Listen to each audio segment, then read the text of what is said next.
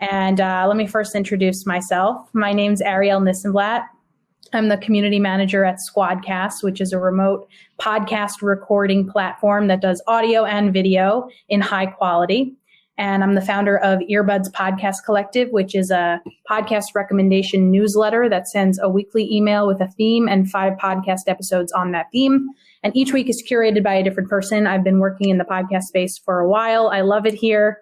I love hearing about women and the impact that they're having in their communities, especially through podcasts. So this is a really great panel for me to be meeting you all on and hearing your stories. So I think with that, what we're going to do to get started is the softball question. I'm just going to have everybody introduce themselves, but I'm going to have you do it in about 20 seconds. I'm not technically timing, but I'm kind of timing, and I may cut you off. And we'll start like this. We'll go, Catherine. Hi, everybody. My podcast is called Invest in Her. I have a multimedia platform all about funding women in both profit and nonprofit. I'm a filmmaker, and also I am the founder of the She Angels Foundation, which is a nonprofit, and She Angel Investors. So everything is designed to how do we get funding for women? Thank you. Really perfect timing. Thank you. That was great. Way to kick us off. Let's go to Nicole Walker. We have 2 Nicoles.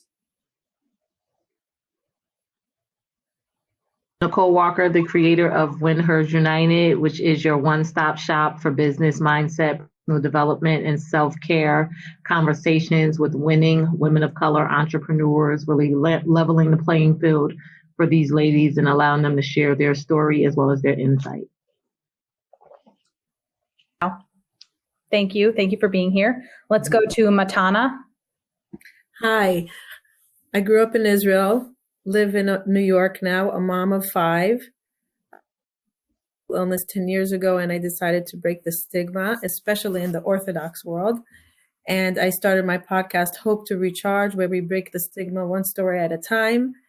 And it's unbelievable how it started with a tiny little story, and now thousands of stories are coming, and we're amplifying the voices of mental illness and breaking the stigma.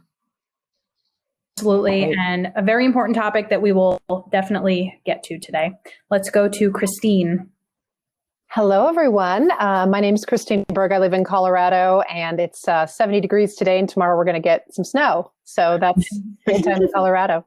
I'm a former mayor. I've worked at all levels of government, and I'm just about to launch my podcast, which is, I'm a newbie, but in that space, it's called Politicking Like a Mother, and really focusing on women in politics, particularly elected women, women who are moms, and how the heck do they balance it all out? Why do they run? I think it's going to be a powerful way to get more women to run for office, because it's something we need desperately when we talk about creating change from the inside out.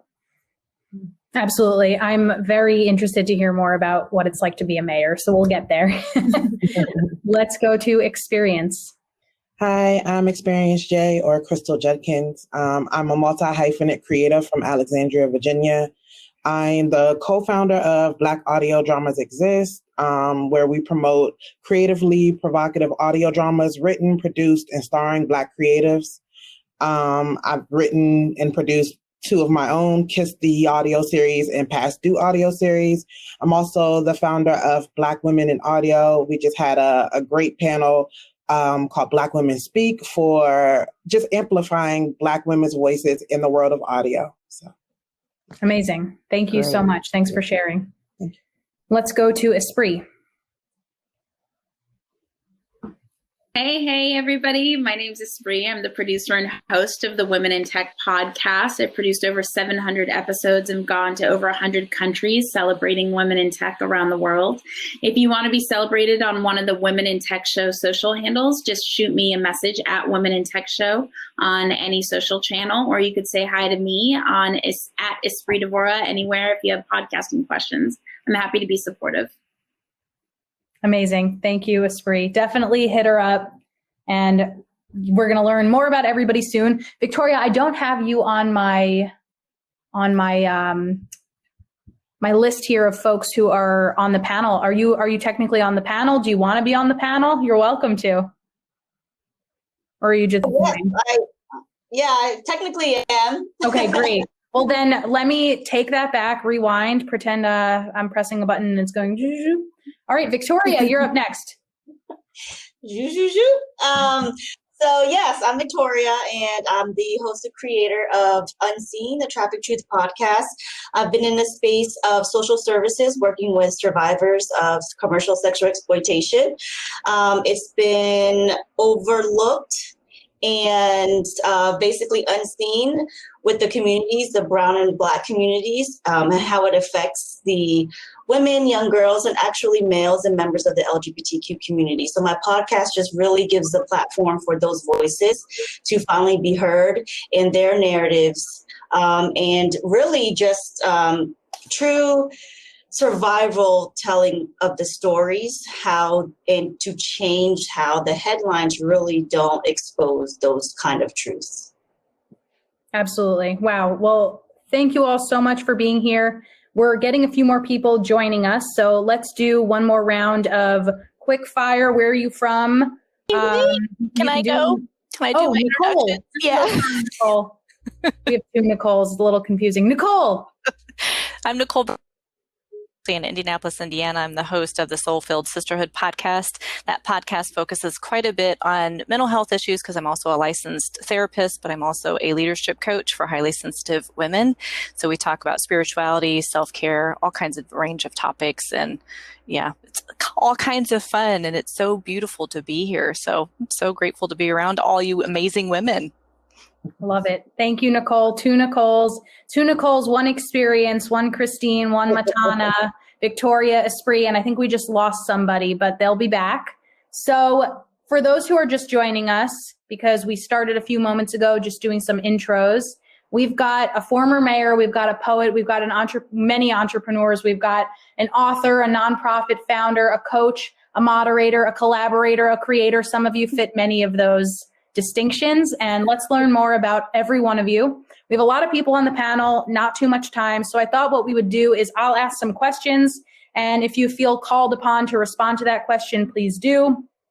Be mindful if you're answering all the questions or not answering questions to step up or step back. Let's teach these folks some things about amplifying women. Here we go. So I'm wondering why your podcast should be a podcast. Why did you decide to tell your story of social impact through audio rather than YouTube or something like that? One of my decisions was I was spending hours and hours and hours speaking to people that were reaching out to me because I was very, very vocal about my story early on, 10 years ago. And as I was healing, I was sharing my story. And then I was getting mass emails and calls. Like, can you speak to my daughter? Can you speak to my mother? And then I'm like, I can't support everyone on my own. And about 4 years ago, I said, I'm going to start my podcast. And when I went to the first podcast movement, what do you call it? The first podcast movement gathering, I decided that this is how I could really share it with throughout the world, not just my time zone when it fits. And it was a game changer. Very nice. Awesome. Thank you so much for kicking us off. Anybody else? Why is your story best told in audio form? I know for me personally, I don't consider myself a writer, and like what you were saying, you can reach so many more people, and it's beautiful because also I have guests on, and so it helps me connect and collaborate with women all over the world and allow them to be heard for wherever they are, and just impacting more people. And so it's just a beautiful way to be able to do that versus having to write everything. I'm with you on that. I can write. Physically, it's just not great for everybody. For me, podcasting was a way for me to hide without hiding, right? This was my first introduction into the world, and I wasn't ready for video or anything like that. And it was easier than writing my book, which is still to be, published. And 3 years later, podcasting has taken off for me, right? So it was easier for me than that. it was a way for me to hide, right, and just introduce myself to the world and share the story of amazing women whose stories deserve to be shared. So I have a background in video production. I built the first action sports social network, and I know what goes into producing high quality video. It's extremely expensive and really tough with color correction and transitions and all these extra elements. And in 2015, when I created the Women in Tech podcast, I just wanted to champion women and share a positive resource of what's possible, so listeners would walk away feeling, if she can do it, so can I. And to put that block in front of me of needing to figure out all the things and all the budget for video would have been prohibiting to just get to the social impact that was the intention and still my purpose of why I wanted to even create this content piece. So an audio first podcast has always been just the best way to create impact, share the story, and make it as accessible as possible to as many people as possible. Definitely, I can kind of piggyback off of that a little bit. I created the Black Women Speak Forum for the same reason, accessibility. When it was time for me to do my audio drama, which takes, sound design and things of that nature, I wanted to uplift Black women's voices because in this field, I had never seen someone in sound design, a Black woman in sound design. And by putting this event together, I met so many people in sound design, voiceover that looked like me. And that was so encouraging, So I just think it's very important to have these resources because now there are people who are reaching out to me to find these other women. And I think that's a beautiful thing. Awesome. Thank you all so much. I want to just have a call out to the folks who are watching or listening at home. If you have a question for our panelists, for any of them or for us in general, feel free to type it into the chat and we'll try to get to them throughout the event as well as at the end. We would love to answer your questions. So with that in mind, I think we might have some listeners here today that are interested not only in what you do in terms of your societal impact, but also in podcasting in and of itself. So tell us, let's do some technical logistics of it. How do you podcast? Where are you sitting? What are you doing when you're podcasting? What questions are you asking? Talk to us a little bit about how you created your podcast and what the technical aspects of that are. Hi, this is Victoria. Really quick, I saw Marie's wonderful question. I'm not going to probably... I'm happy to start. But I do want to thank everyone, especially the two Nicoles, because just to piggyback off of it being so versed in a way of location, as you all might have seen that I'm in Hawaii and I'm part of the military. So the podcasting was just a natural thing to do. And when you're working with survivors of any type of, like Matana was saying, people want to reach out and they want to kind of reach out in a space that is not just comfortable because of the vulnerabilities, but also where they can feel safe and still seen.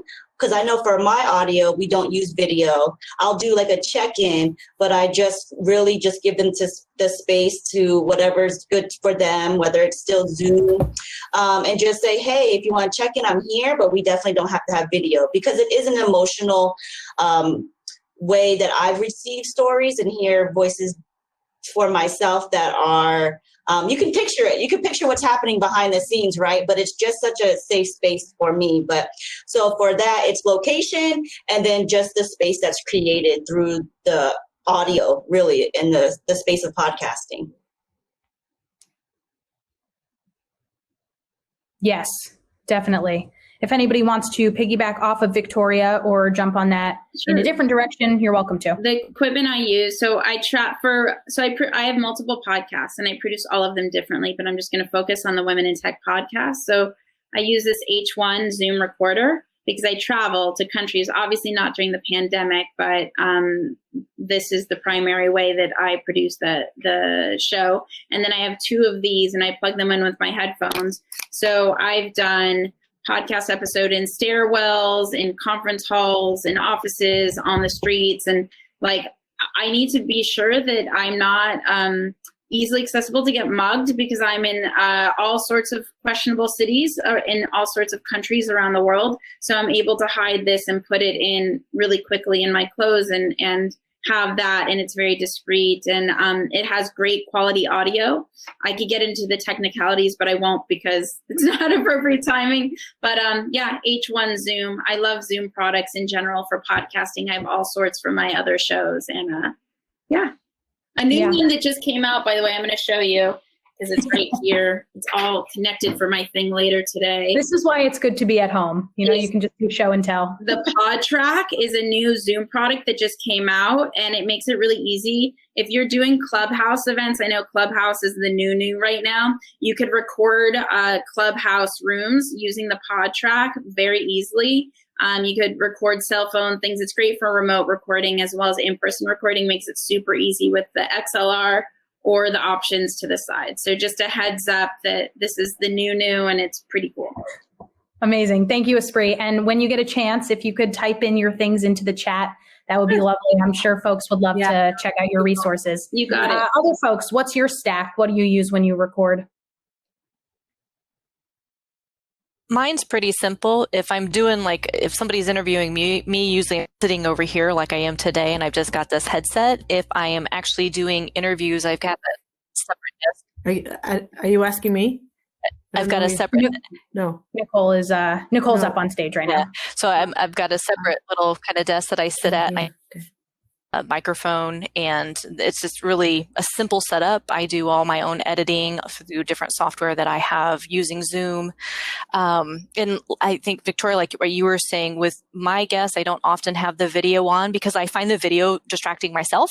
And so I just leave it off. We may say hello to one another and then just kind of start asking some questions. If the person being interviewed wants to have some, questions beforehand so they've got time to digest stuff, I may set some up. Other than that, it's just a conversation that we have during the time that we're together. And that's it. It's a fairly simple process.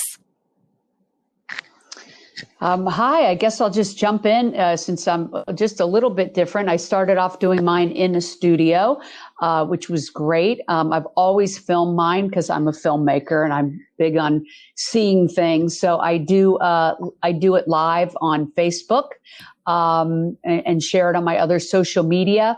And then, of course, then just put my audio on the usuals, Apple and Spotify and whatnot, of course, State of Women, which is awesome. And now that the pandemic started and I can't go into the studio, which I'm missing, I miss that in person with my guest. I'm trying to acclimate to Zoom. And I, like you, use the Blue Yeti also here right off camera. And so that's what I'm doing. Love it. Thank you, Catherine. I also use the Blue Yeti. I do fiction, so it's a lot more intricate there. So I use the Blue Yeti. I use Audio Audition, some Pro Tools, just depending on the audio. And of course, all my actors, they use whatever they have available, and I just try my best to make it sound great. Awesome.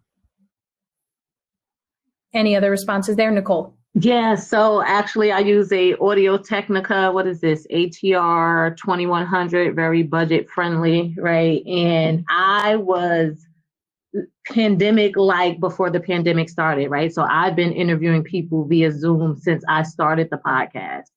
And oddly enough, I started recording in my bathroom because I heard that the bathroom has good acoustics, right? So I was in my bathroom. So back then I wasn't doing video. Now I do use video, but I've heard of people even using their closet because the clothes absorb sound. So that's some ideas for different people. Awesome. Thank you, Nicole. We have a lot of questions coming into the chat. I want to get to one of them from Claire. Claire says, I'm interested to know how you all went about building your community of listeners as you started your podcasts.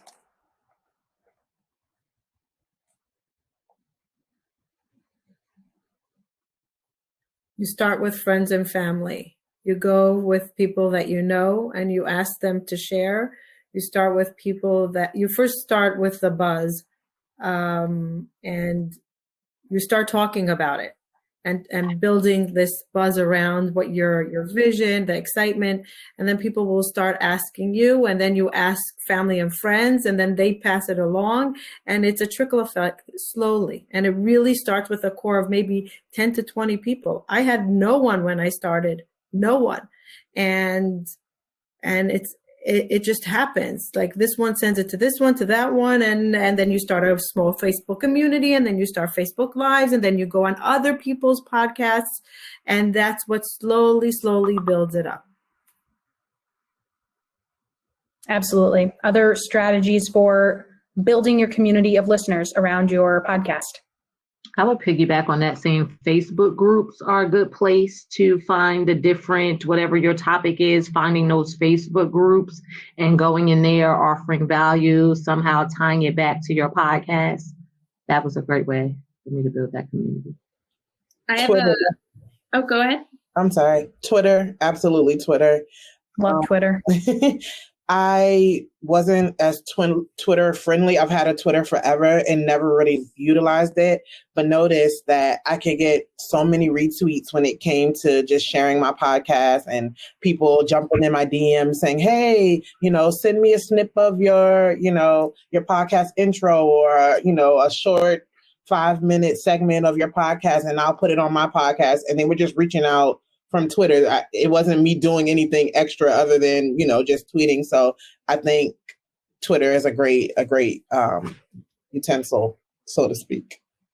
Sure. I have a podcast listener growth group, and the two things that have worked as a group overall is podcast trailer swaps. So when people swap the promotion of their podcast on one another's, that has really worked. And the other one that's really worked, speaking of Twitter, is the hashtag podcast recommendations. If you make a private or like a video to the person asking for podcast recommendations, something personal, it's highly likely they'll check out at least one episode of your show. So you just in the advanced Twitter search for the hashtag podcast recommendations, and just reply via Twitter video there, or even Twitter audio if you wanted to. Also, I oddly enough found that LinkedIn really gets a lot of views, more than I ever thought they would. So you might want to add that to your social media mix. Yeah, I love LinkedIn. I have a great time there. Another great way to repurpose content that I just started using is it's a little bit pricey, but there's a tool called Lately. So what you could do is, if you have a full video of your podcast episode, if you don't have a video, you could use something like Headliner and just use a graphic to make a full video. You upload it into Lately, which you could sync it to your Dropbox or Google Drive. It will create for you automatically 30 to 50 intelligent pieces of social content, and it will pull from the area in your episode that the quote says those words, but it doesn't just share the quote, it shares intelligent pieces of content with it, and that it writes for you. And then you could just schedule those to post in Facebook, Twitter, LinkedIn. They just today integrated with Instagram. It's what Gary Vee uses to promote his show. So I think that is just such a great way to do what I've been calling branded marketing. I think there's branded marketing, and I think there's engagement marketing. So to me, that's not engagement. That's just kind of billboard marketing, getting the word out, hello, billboard. And then there needs to be a whole engagement piece to the social campaign as well. I hope that helps. Very much so. So let's shift gears a bit and talk about the title of our panel / discussion today. Let's talk about social impact, where we are meeting our communities and how we're serving them. So I'd love to hear, and Christine, I know you haven't started your podcast yet, but I still feel like you'll be able to contribute on this one. What impact do you have, or are you hoping to have, on the communities that you serve through your podcast? And what have you noticed if you've already started to see those impacts? Just wanted to throw out there, the reason I was starting this podcast is I talked to a lot of elected women and also people who are interested in running, and they kept calling me for advice.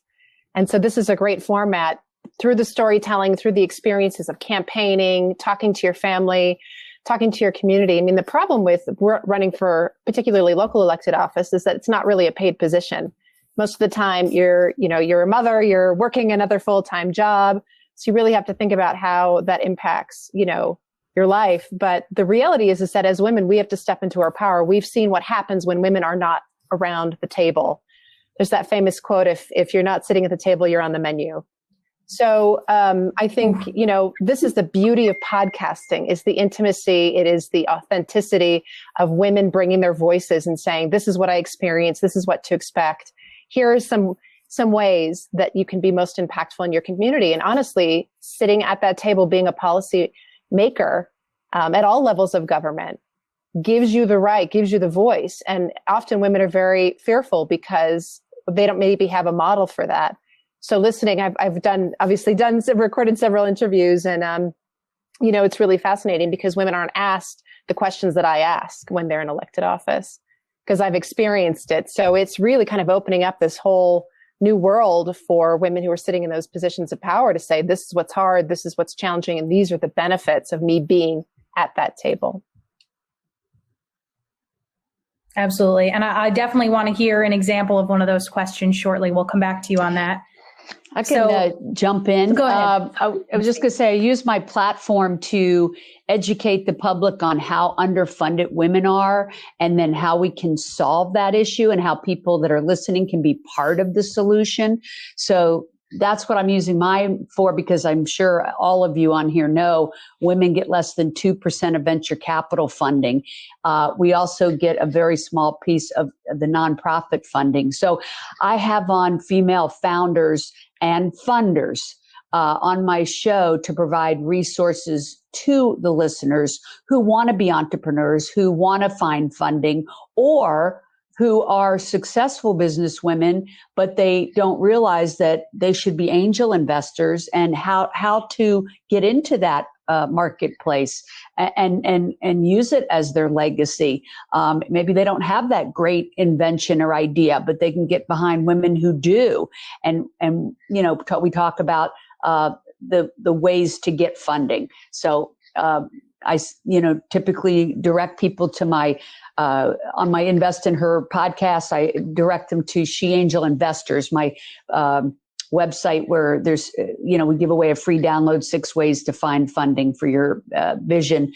But that's what I use it for, to impact the lack of funding and letting people know where the resources are, and also how they can be part of the solution. So like I said, I have on female founders and funders and people that are in that world, helping women to put their pitch decks together and make that great pitch to the investors and that type of thing. So, I just find it to be an invaluable platform to get out that information. Yeah, I agree completely. And I want to point out, so far, Christine and Catherine, both of your answers have been that you are helping somebody uncover a potential, essentially. And I wonder if the rest of our answers are going to follow a similar pattern.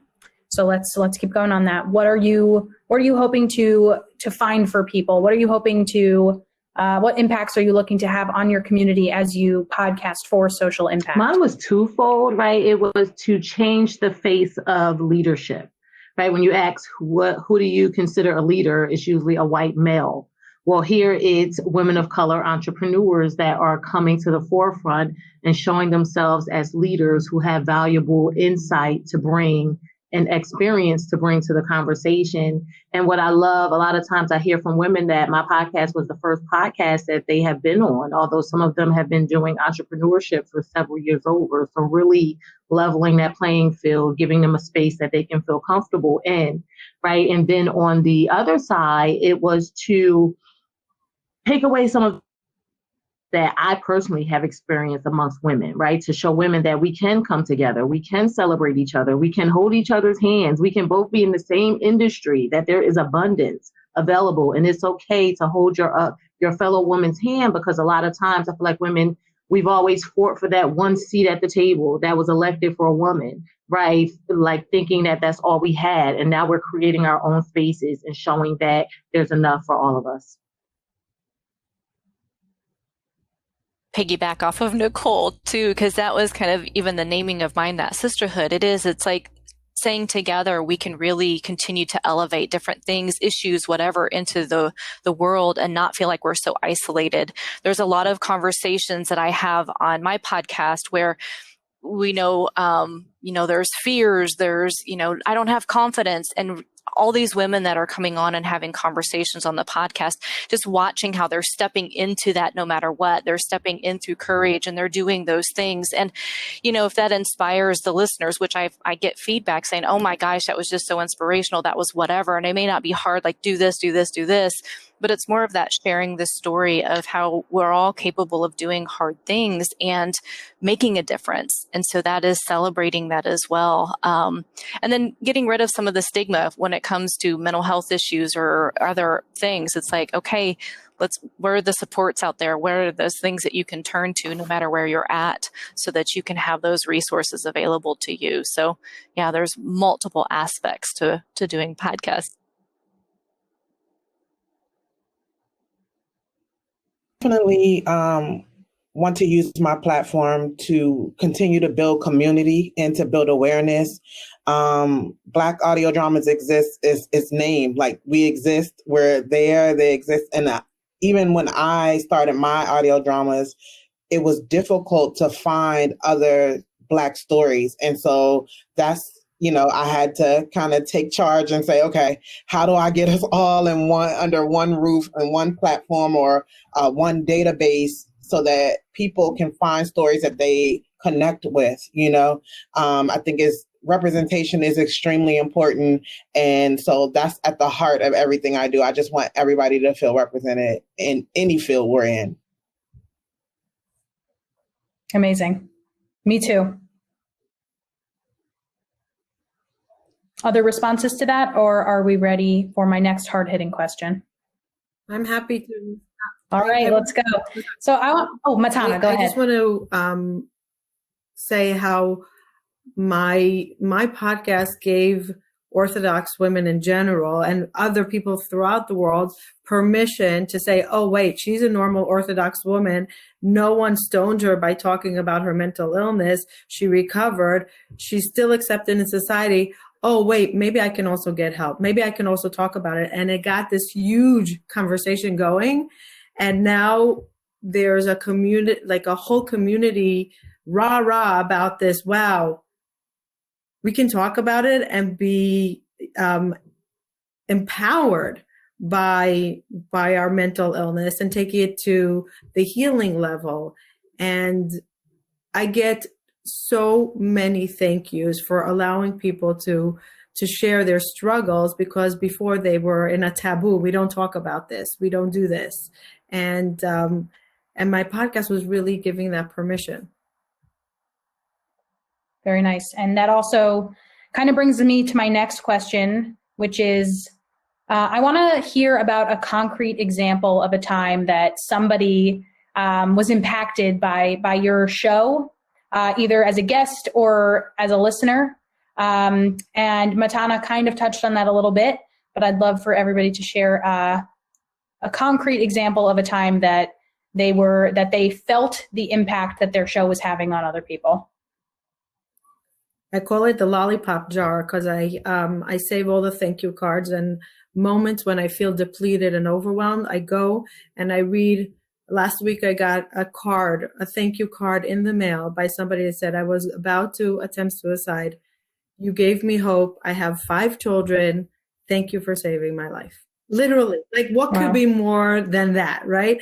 Then another one, I started my own podcast about my mental illness and my bipolar, and now I feel free. I'm sharing my story. So I call it the lollipop jar of all the emails or cards or gifts that people send me. And whenever I feel depleted, I go and I'm like, okay, I'm making an impact. Keep on going. Yes. Awesome. Love to piggyback off Matana. That's seriously how it's happened for me. And it's just, the impact is encouragement and empowerment for sure, because I've had so many survivors themselves say, oh, I wanted to have a podcast similar to yours and now I could do it. And they start asking the steps on how to do it. And it was never really a thought that they could achieve it until, you know, you see your sisterhood and the capabilities from just a mic and a laptop, or just, you know, creating the space as what it is. And it's so inviting and welcoming. And that same. Two stories. One is one of my listeners pulls over to take notes of episodes, and then she shares the episode at, like, as conversation at her family dinners for all of them to talk about, which is like wild to me. And then one of the amazing ones is like when I've been to Bosnia, and one of the girls talked about, like, I go to the engineering school there, and she talks about what she's building, and Silicon Valley investors were interested in investing in her company because they heard her on the show, and that's an opportunity she wouldn't have had otherwise. She wouldn't have known how to access it otherwise. So to think that, you know, this podcasting isn't just having a conversation, but it's truly creating change in other people's lives is just mind-blowing. Yeah, I'll piggyback on that. I do have someone that writes me every week with a little synopsis of my show and how much it impacted them. It's amazing someone would take the time to do that. And it doesn't take many people to give you feedback, just to know that I don't know about you all, but I always think, hey, if I impact one person, I'm happy. And then sometimes I've connected different people on my show with each other, and that's really impacted their business. I just love connecting people, and I've found that to be rewarding too. And then often I'll have the people that are on my show send a thank you and how much they appreciate the platform. And so it is very rewarding. And like you all have said, it's really nice to get that feedback, because certainly a lot of work does go into it. So if anybody's out there listening and they haven't told someone how much they appreciate their podcast, you might want to do that today. Thank you.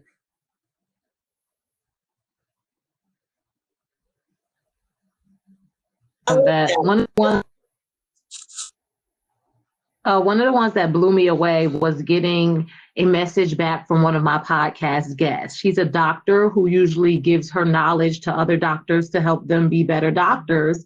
But when she told me her background, I said, you would be great for this platform. She came onto the platform, shared her message here on, When Hers United. And as a result of that, like, she sent me a message. She let me know, like, after our interview, I was inspired to work with non-physicians as well. She's went on to create a membership site. She went on to create free and paid online courses, and even create her own podcast, from realizing that it's an entire other audience that deserves the healing teachings that she has to offer. So I thought that was really amazing.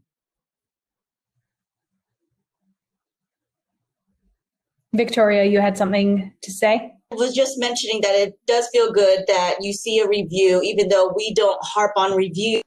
Other people might see the reviews. And I know I'm in a space of survivor storytelling, but I'm also in the true crime, because part of the headlines is these crimes against the folks that are overlooked, like the Black and brown women. So I'm a true crime junkie on my spare time, which is not really normal in this space, but I often follow, like, Investigation Discovery. And then my biggest accomplishment was Investigation Discovery followed me and commented on one of my stories. And then they featured my story on a human trafficking and sex trafficking podcast on a newer, it's called Red Flags. I guess they did a smaller scale podcast. And sometimes you don't look at it as if people see you, but that just made not my survivor. See, I'm taking ownership It just takes the survivors to see that their stories do matter, even though they're not making the headlines or being the survivors from the big Epstein cases or whatnot. So, and then one of the most recent survivors who didn't recognize herself as a survivor for Peter Nygaard actually reached out as well and said there aren't many spaces of people acknowledging the fact that the brown and black communities are overlooked in this specific space. So that was like acknowledgement that meant so much more than like investigation discovery, actually seeing our episode, because it was from a survivor to all of us survivors. Thank you. Thank you for speaking. Christine, I wonder if now would be a good time for you to kind of tie in. So I would love to hear about some questions that you ask female politicians that they haven't been asked, and what kind of impact that's had on them or on your conversation. One of the things that we sort of intuitively know is that women are treated differently in politics. We've seen it at all levels of government. And I don't think that people really understand the misogyny and I can tell you so many stories about really powerful women in state legislatures who are called, honey and kiddo, and they're my age. They're in their 40s. I have a really favorite state senator named Faith Winter in Colorado. She's a total badass. Look her up. And she got patted on the head once by another state legislator, and I couldn't believe it. But the reality is that this is just there's so much around women, again, stepping into their power and having that voice, and we always have to tread this fine line where she's talking too much. She's too loud, she's too this, she's too that. And it's really hard to navigate. And, here it's 2021. And when I ran for office, I was 33. I ran a strong campaign. I got the most votes. And, people resented that. Oh, you're bringing money into politics, or why are you knocking on doors? So that's how you run a campaign, it turns out. But there's a lot of resentment. And then if you're a woman of color, it's exponential, right? And so, I was just one of the women that is also really incredible that I've interviewed. Her name's Manka Dhingra, and she is a state senator in Washington. She's the first Sikh person to be elected to a state legislature in the country, and she was in one of the most expensive Senate races in the history of the country because her seat flipped the state Senate to blue. It was a special election. And that is the power by which we, if we get women in boards and commissions, we get women, I joke around when I say it, but I think I'm the first mayor in my state, at least, that nursed while I was on the dais, managing the meetings. I had my baby with me. But I also know a woman who's amazing, Catherine Emanuel in Eau Claire, Wisconsin. They actually made an ordinance against allowing her to bring her child with her to a city council meeting. She had to sit with the audience instead of sitting on the dais. So it matters that I was in that center seat, that I made the rules. So I think those are the stories. When I talk to, when I talk to these local electeds or, elected women in general, the stories pour out about kind of the fear and some of the things. I quit my term early because I felt threatened, and there was a lot coming from my community, and that's another story. But I served for 7 years, and I'm very proud of the work I've done. But you see it. You saw it when Hillary Clinton ran for office. You saw it with Kamala Harris. I mean, we're talking the most incredible, intelligent women, and the stuff that you have to put up with is pretty significant. So if we get more women, that listen to these stories, the powerful side of it is one of my favorite things is I used to talk to, little kids come to City Hall, and I'd be super pregnant or have my kid, and these little girls and these little boys would come in and they'd say, "You're the mayor and you're a mom?" And their eyes would get really big. And we have a wall of all the former mayors, and it was guys, white men, up until the top row. And then you start to see people of color, you start to see women, and they can see themselves in me. They can, they say instead of looking through a window, it's looking in a mirror. And that is what we are all providing with these podcasts, is empowering other women to find their voice. There is nothing more incredible and authentic than that. So that's what is pushing me. I have a full-time job. I work for the state, and I have some family stuff going on. So I've been wanting to launch. And I keep getting all these people saying, "When are you launching? I want to hear you. I need to hear this. This is really important work." So we do what we do. We're super busy, but we do it because we know that this empowers other women to move forward in their lives and find their voices, right? So. Exactly right.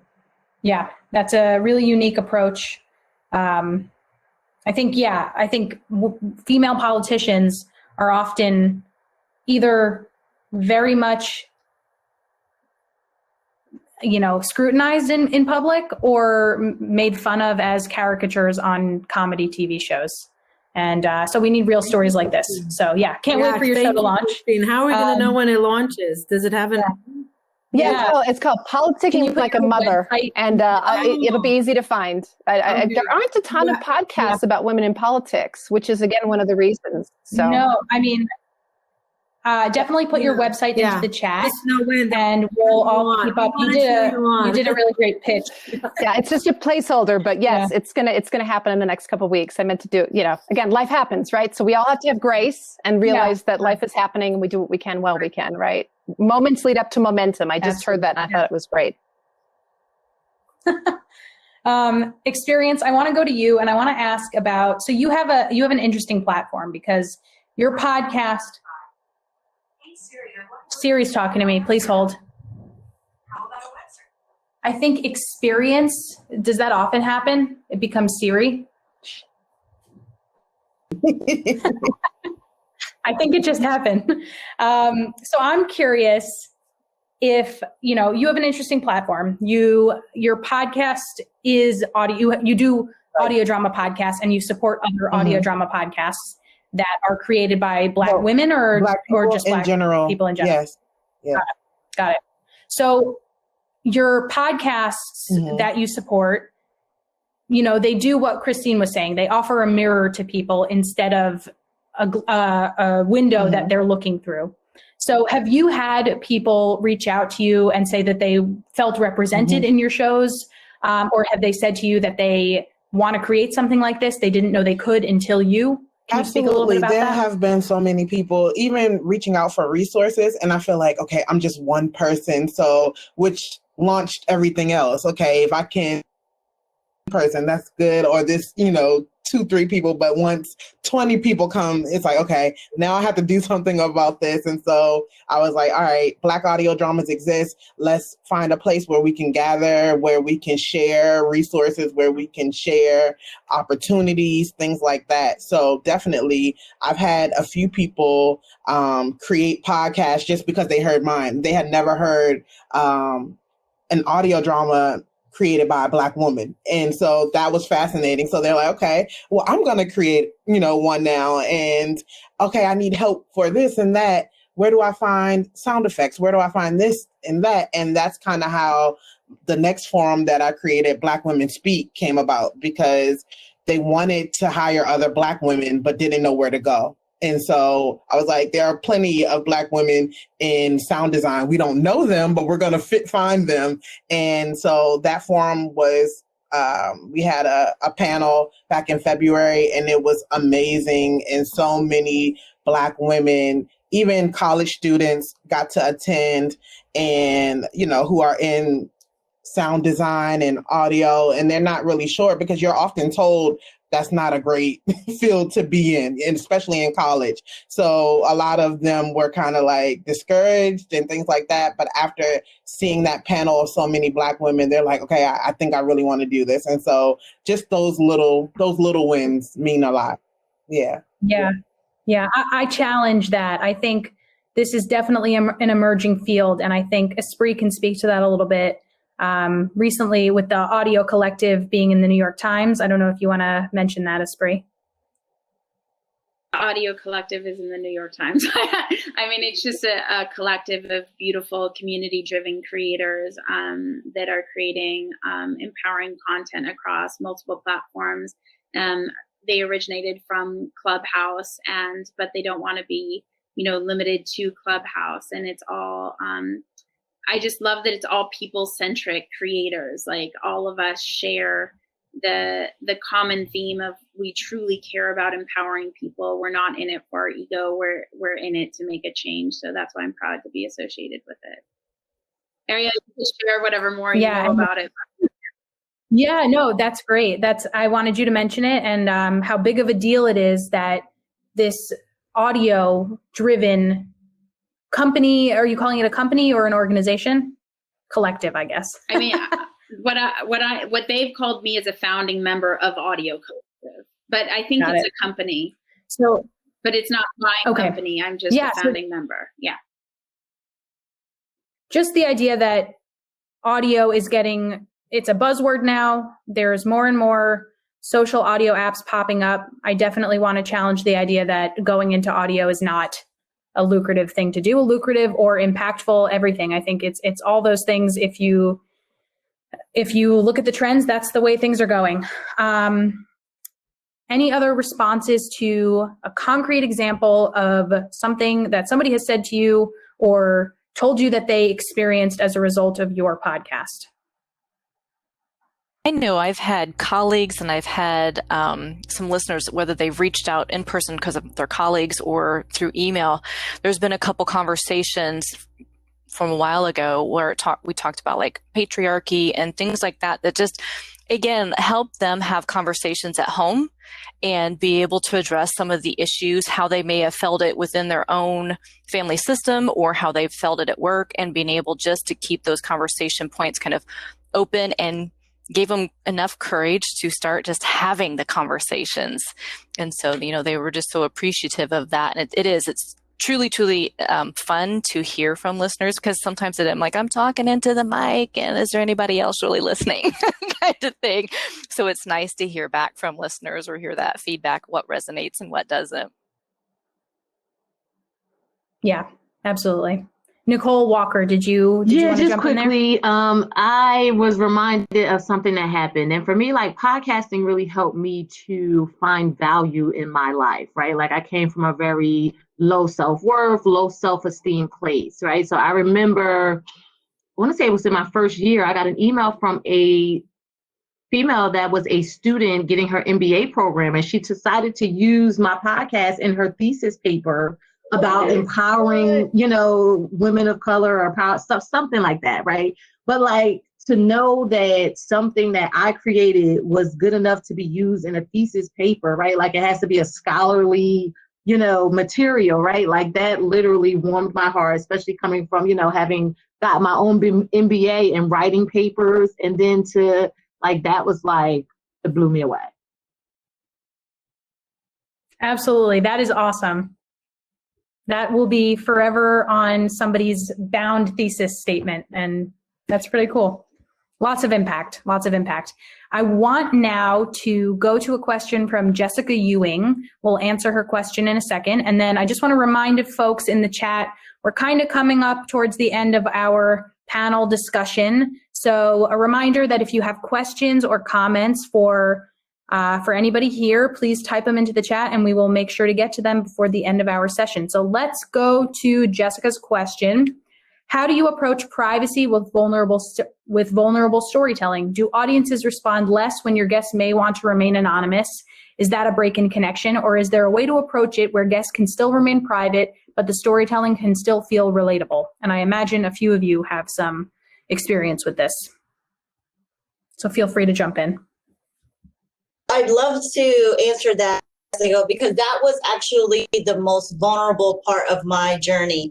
And making sure that it's their choice is first and foremost. I know the video, like Nicole mentioned also, it does help a lot, just offering that as a choice. And then just creating this space, what works for them as far as the time, just being sensitive. Because I think a lot of in storytelling, they want to tell their story. They don't want to be directed on how to tell their story, right? So Nicole brought up, one of the Nicoles brought up a good point that sometimes it's a conversation.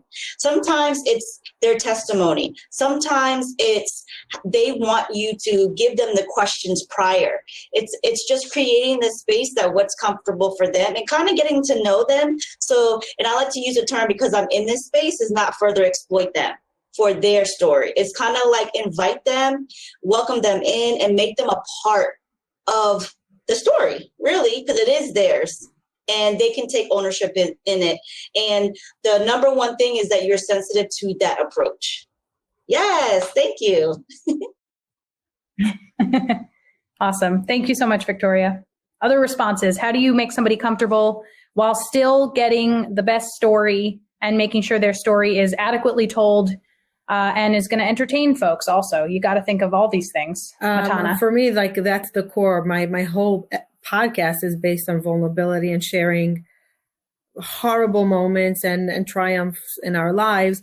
The first thing I always tell them, this is a recording. We can edit. You can listen. If there's any part that you don't want to answer, you say, I don't want to answer. If you need to cry in the middle, cry in the middle. If you need to take a pause, we'll re-record. That's fine. This is your sacred time. And even if I'm the only one hearing it and at the end you do not want to publish this, I'll be that listening ear to hear your story. Giving them the comfort to share with me. So they have to be okay to share with me, to be edited if needed, to pause, to cut, to share again. And for some reason, it brings down all the barriers. And I don't think there was once a time that someone said, you know what, I don't want to share that part. So just gifting them that permission is already, the gates are down. Yes. I think that is so big. And even if they don't end up taking the permission to re-say some things, just the idea that they can helps them so much. And I want to elaborate. A lot of people are like, I just interviewed and they don't want to publish. I'm here to serve the community. I'm not here to use them. If they chose my platform safe in order to share their story, my ears are enough. And I am grateful that I was able to be that void, that safe space for them to fill their void. It's not about amplifying me. It's about amplifying them. And there's such a disconnect, unfortunately. So when we can gift that and just say, if you don't want to publish it, that's fine. I'm gifting you that time. Yes. Awesome. Thank you. Other responses to Jessica's question on making your interviewees comfortable when dealing with tough subject matter. I'll jump in with a quick tip. Oh, go ahead, Rana. Oh, should I go? Yeah, I'll go. Just real quick, I always think about the intent, like the Women in Tech podcast it's about elevating people. So if something happens within the episode that I don't think the end result will elevate people, whether it's elevating my guest or elevating the audience, then that's to be cut. I can't tell you how many times, my guests have felt so comfortable with me that they'll share either company secrets or they'll share, like in a recent episode, someone shared the way she described her work culture. She loves her job, loves her team, but she described something in her culture. I'm like, that could just be perceived wrong. I just picked up on it. So when we were done I made a note to myself, and when we were done, I said, hey, this part where you talked about that, are you sure you wanted it? And she's like, yeah, I think it's fine. I'm like, I really am not sure. I think it could be perceived wrong. She's like, really? I'm like, yeah. I'm like, how about we do this? How about we send you a cut of that specific part and you let me know? Because I think it's so brave of you to show up on the show, and it's not about you getting fired. I'm not looking for a scandal, And so it's about ultimately protecting our guests and not about ratings or scandal. And I think a lot of content out there is about ratings and scandal, which is unfortunate. And so my shows are not. So just being sure I'm staying in alignment with the purpose of my show.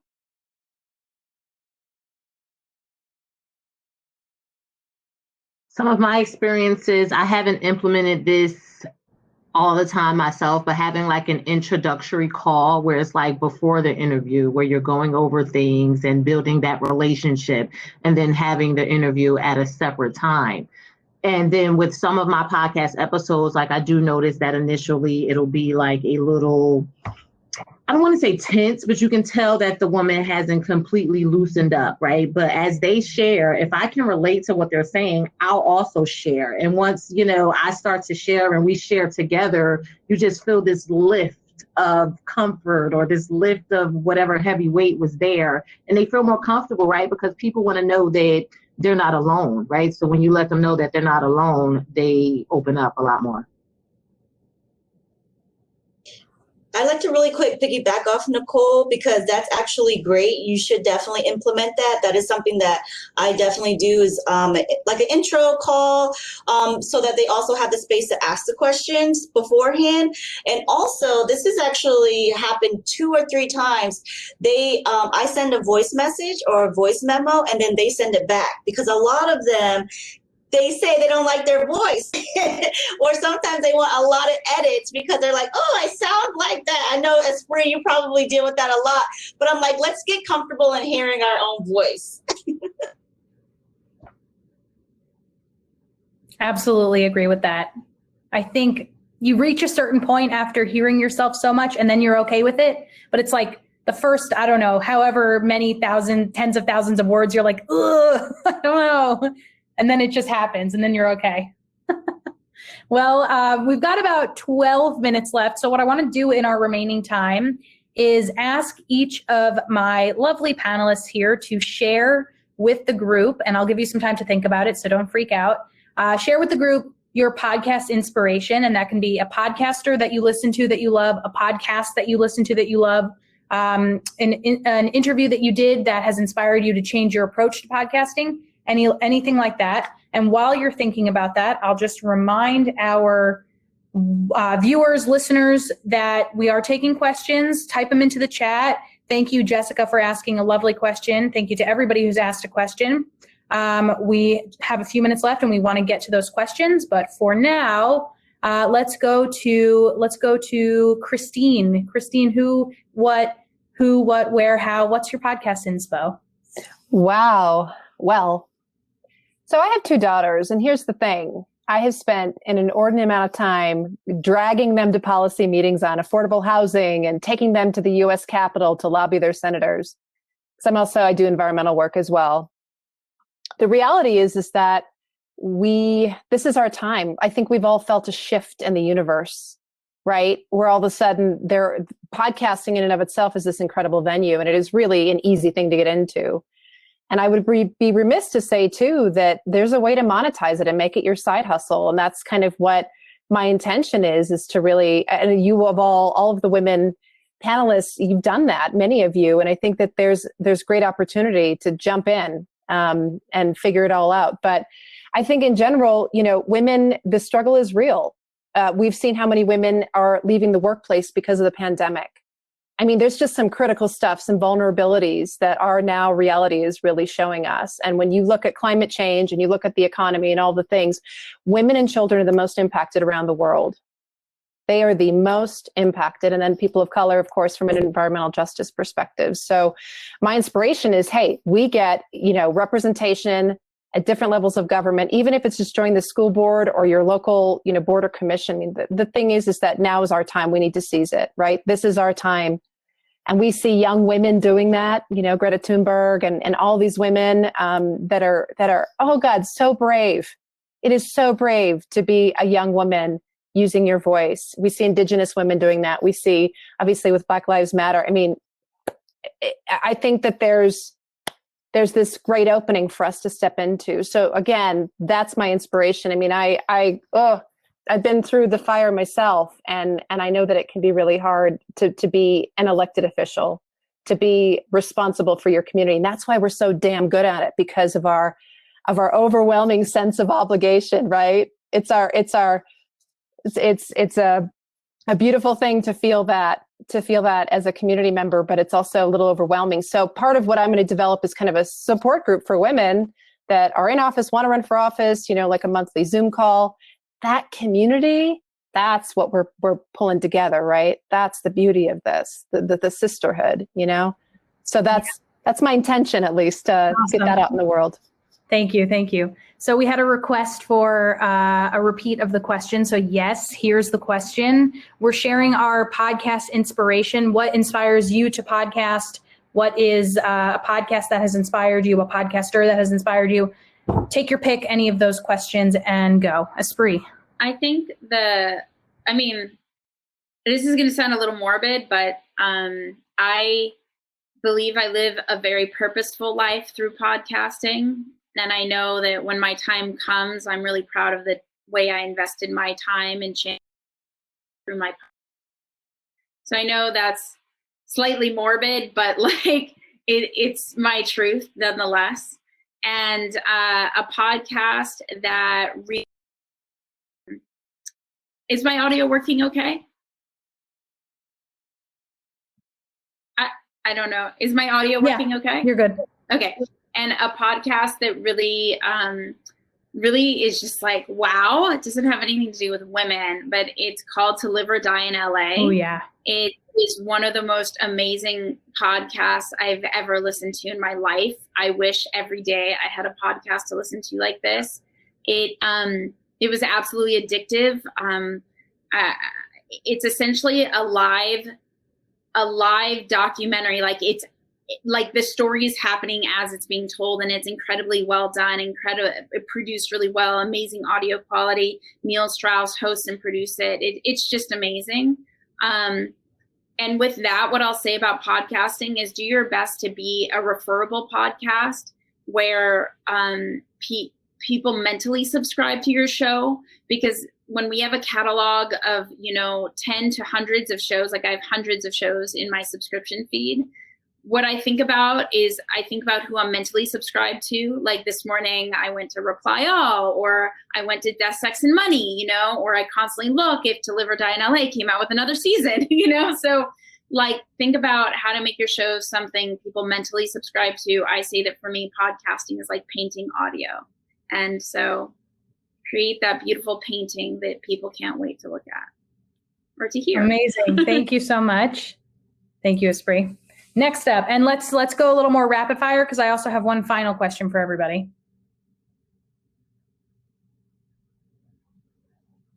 Could I go? Yes, please, Matana, go ahead. So my inspiration was actually somebody that I didn't know, but I was listening to. Her name was Heather Parody from the Unconventional Leaders. And I remember listening to one of her podcasts. I said, one day I want to be like her. And when I decided that I'm going to be a podcaster, I emailed her and I told her. She ended up being my podcast coach. And until today, everything I do goes through her. So I basically took my idol and she became my coach. And where I am now, I always give her my credit because I would not be where I am. She took the fear away. And what was so incredible about her, she's authentic and real. No shenanigans. She shows up the way she is, and that's what I wanted to do. So she was my inspiration. There's a lot of other podcasters that I want to get to, like Guy Raz and stuff like that. But they're just like, how do you interview well? But she is my ultimate inspiration. I love that. Thank you. What a ringing endorsement. That was lovely. Next, Nicole. Wait, two. Go ahead.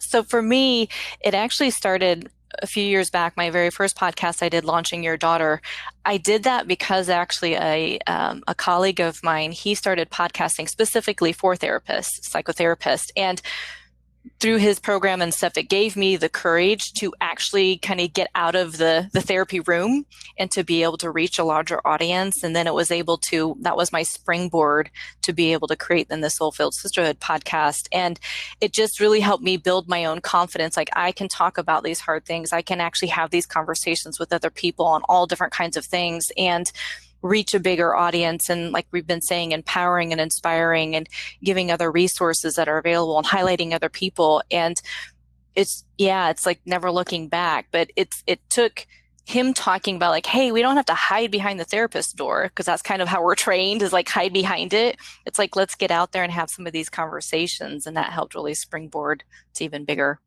platform. Nice. I'll go quickly. Mine was a guy named Chris Crementos, right? So the guy who does Podfest. I went to one of his podcasting 101 workshops here in Tampa. And it was funny because I never listened to not one podcast before I started podcasting, but my business coach at the time suggested I do so. And Chris kind of gave me that permission that I guess I needed, coming from a person who was a podcaster, inspiring other podcasters, and his information made it seem really easy. And like to this day, I call him my podcast mentor. Amazing. Yeah, Chris is great. In the interest of time, let's get to, I believe, Catherine and Victoria and Experience. Yeah, I was just going to say I was on a couple of friends' podcasts and ended up going to the same studio that they did, but it did empower me to be on their podcast and say, well, these are good friends of mine. Surely if they could do it, I can do it. And that's how I launched it. And I just thought, wow, this is just such a magnificent platform to get my message out there of how women can get funded and all these incredible women with their amazing innovations to share, to help them to get their products out there so that they could get funded. So that's my short story. Amazing. Thank you. Victoria. It's very cliche. I work at a shelter working with survivors, and they inspire me every day, and their voices aren't heard. So if I can't share and give them the platform because they are minors, I do it for the folks that were affected when they were minors, and it shows that modeling and that empowerment. So they inspire me every day. Awesome. Thank you. Thank you for your work and experience. I'm inspired by so many, but what got me into audio dramas was a fellow multi-hyphenate Issa Rae.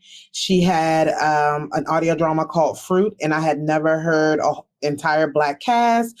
It just blew my mind. And so it made me want to get into audio dramas, and it's been Zoom ever since. Wow. Awesome. I love that. Did anybody not share? Did I not get to anybody? I did it. Okay, awesome. Well, it looks like we had one question that we were not able to get to, but Christine helped in answering a little bit, Deepthi Rao. So Deepthi, maybe the following will help you. What we're going to do very quickly in the last minute is have each of you go, I'll call on you, tell folks where they can find you, and then get ready to type it into the chat very quickly. Are we ready? Let's go. Matana, where can people find you? Of the regular podcast platform, hopetorecharge.com. Hope to recharge. Okay, type it into the chat. Thank you. Catherine.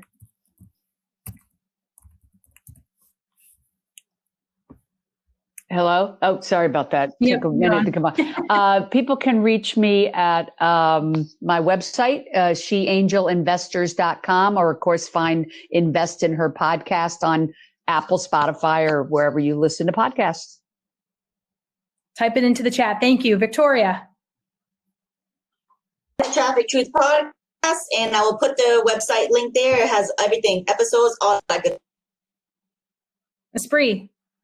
Hey, I put my LinkedIn and social on the site. It's at Esprit Devora on all social. Tech. You're cutting out a little bit. Oh, I said at womenintech.fm to listen to the podcast, and at Esprit Devora on all social, and I put it in the chat for everybody as well. Amazing. Thank you. Christine. Politicking Like a Mother website, Facebook, I'll get it all sorted out soon. So awesome. Yeah. Great. Thank you, Christine. Nicole Walker. When Hers United on the podcast platforms, whenhersunited.com, at When Hers United on IG, Facebook, Twitter, and LinkedIn. Awesome. Thank you, Nicole Walker. Nicole Burgess. Go out to NicoleBurgessCoaching.com. I think it's /podcast to find the Soul-Filled Sisterhood. You can find it on Apple and all the other platforms. And then my links to Facebook and LinkedIn are on my website as well. Awesome. Experience. Everything in the chat, but you can find me on most major streaming platforms, Kiss the Audio Series and Past Due Audio Series, and all my IG, Twitter, and all that information. Just scroll up, it's there. Awesome. Thank you all so much. I just have to say, politicking like a mother is so badass. It's going to be an amazing podcast. We're all very excited for you. Thank you. I need the encouragement. Thank you. It's been rough. The pandemic's been rough on all of us. So yes, absolutely. It's going to be a riot. I'm really excited. Thank you. Okay, everybody, head on over to some other sessions. Thank you for being here and keep on impacting socially. Thank you. Thank you, Ariel. Thank you. Of course.